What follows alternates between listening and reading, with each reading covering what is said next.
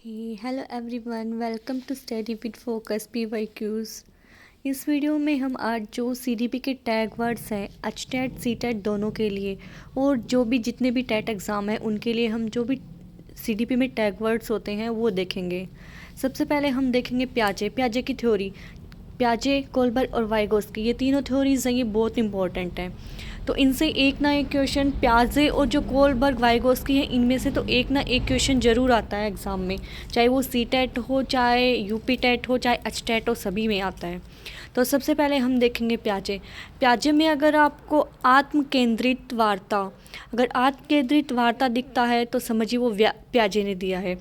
खोजकर्ता मतलब कि बताया कि जो बच्चे होते हैं वो एक खोजकर्ता की तरह होते हैं।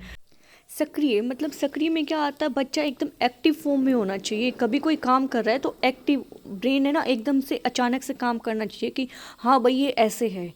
फिर हम बात करते हैं जिज्ञासु मतलब कि रुचि होनी चाहिए उससे कोई कार्य करने के प्रति। जैसे पढ़ना है तो उसको जिज्ञासा होनी चाहिए कि हाँ भाई मेरे को पढ़ना है। ये नहीं कि टीचर उसको फोर्सफुली पढ़ा रहा है या फिर कुछ लालच दे रहा है कि भाई तेरे को चॉकलेट मिलेगी तो आपको पढ़ना है। ये चॉकलेट देगी, ये तो आ गया आपका नेगेटिव इम्पैक्ट्स में आ गया। और जो ये जिज्ञासा होती है ये पॉजिटिव होता है। फिर इसमें ज्ञान का निर्माण मतलब कि बच्चे हैं उनमें ज्ञान का निर्माण करना, ये भी जीन प्याजे ने बोला था। फिर जीन प्याजे ने बोला था कि बच्चे होते हैं वो नन्हे वैज्ञानिक होते हैं। अब हम बात करेंगे कोलबर्ग की। कोलबर्ग ने क्या दिया था, नैतिक तर्कणा। नैतिक तर्कणा में क्या होता है, हम एक सोच प्रक्रिया बनाते हैं जिसे मतलब कि बच्चों में सही की और गलत की समझ के बारे में बताते हैं कि भाई उन्हें मतलब कि सही डिसीज़न लेना आता है या नहीं लेना आता है। एक दृष्टिकोण बनाते हैं कि वो भाई कोई भी प्रॉब्लम है उसको समझने में सक्षम है या असक्षम है, मतलब कि किसी भी प्रॉब्लम को वो समझ पाता है या नहीं समझ पाता। ये सब क्या बताया था, कोलबर्ग ने बताया था। अब हम लेव वाइगोस्की की बात करेंगे। लेव वाइगोस्की ने क्या दिया था, संज्ञानात्मक विकास का सिद्धांत दिया था, जो कि संस्कृति और जो ऐतिहासिक सिद्धांत है उनके नाम से जाना जाता है।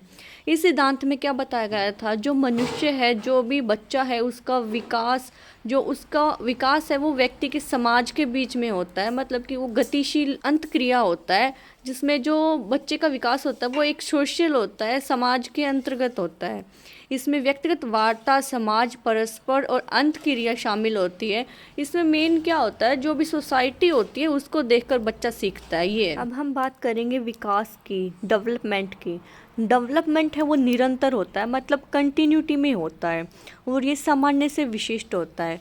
विकास में हम क्या देखते हैं, कोई भी मनुष्य है, कोई भी व्यक्ति है अपना जीवन जीता है, मतलब कि सबसे पहले उसका शारीरिक विकास होता है, जन्म लेता है, किशोर अवस्था में जाता है और अंत तक जब तक वो बूढ़ा नहीं होता तब तक विकास चलता है।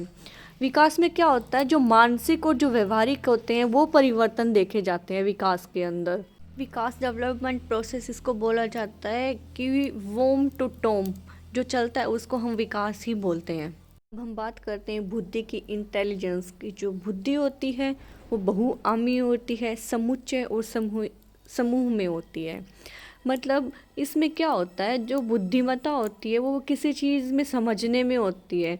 मूल्यांकन करते हैं, हम उसकी क्षमता को पढ़ते हैं कि भाई कितना इंटेलिजेंट है, कितना कमज़ोर है। वो सब बुद्धि पे डिपेंड होता है कि भाई बच्चे में कितना पोटेंशियल है किसी चीज़ को समझने में, ये सब ठीक है।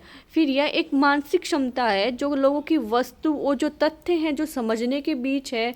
जैसे कि कोई मतलब कि एग्जाम्पल, जैसे कि कोई खोजना, किसी को तर्क मतलब कि ज्ञान प्राप्त करना, नॉलेज गेन करना, ये सब आता है इसके अंदर।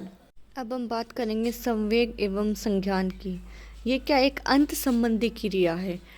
संवेग और संज्ञान एक दूसरे से जुड़े हुए हैं, एक गतिशील परस्पर क्रिया का हिस्सा होते हैं ये, ठीक है। इसके अंदर जो मानसिक स्थिति है उसमें भय, क्रोध, प्रेम ऐसी भावनाएं जुड़ जाती हैं, ठीक है। और संज्ञान में क्या होता है, जो हमारे अनुभव और जो इंद्रियां हैं उनके जरिए हम ज्ञान हासिल प्राप्त करते हैं।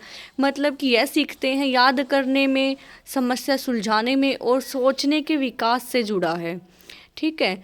संवेग और जो संज्ञान के बीच में संबंध पता है क्या है, इसमें हम भाषा को घनिष्ठ संबंध देते हैं। जो दिमाग की स्थिति होती है, किसी भी व्यक्ति के विचार, निर्णय लेना अहम भूमिका निभाते हैं।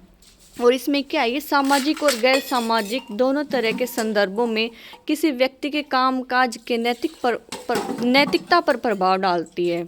ठीक है, इस वीडियो में हमने जो साइकोलॉजी में जितने भी सिद्धांत हैं उनके टैग वर्ड के थ्रू हमने थोड़ा सा रिवीजन किया है, एक शॉर्ट वे में हमने पढ़ा है। आगे हम इसके जो पॉजिटिव और जो नेगेटिव टैग वर्ड्स है वो लेके आएंगे। अगर आप हमारे चैनल पर नए हैं तो चैनल को सब्सक्राइब करें, वीडियो को लाइक शेयर करें।